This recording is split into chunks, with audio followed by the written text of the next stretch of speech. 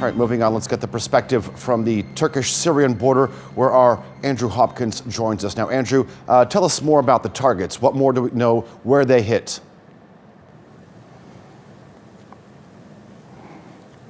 Well, the British Defence Secretary Michael Fallon, he confirmed that those airstrikes were against Daesh-held oil fields in the east of Syria, and that ties in with what Syrian activists are telling us. They say that there were US-led coalition airstrikes in this very area around Raqqa, which is the stronghold of Daesh, and around the city of Deir az-Zor, which is also in the east of the country. These are both places that are right in the oil fields, oil wells in Syria, and also next to the Omar oil field, which is the largest field that's held by Daesh.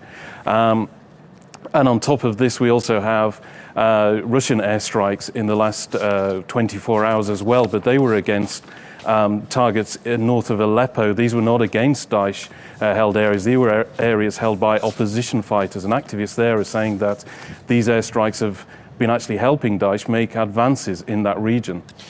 Andrew, just a moment ago, Francis gave us a better idea of the scale of the British operation. Tell us, what effect is this likely to have on the war in Syria?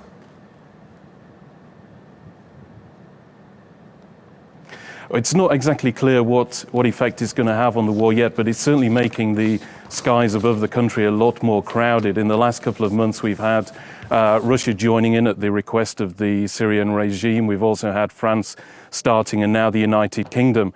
But before that, there was also the United States, Jordan, and also Turkey joined in July. So it seems there's a lot more chance of some kind of international incident, the likes of which we saw last week when Turkey shot down a Russian fighter jet which was violating its airspace.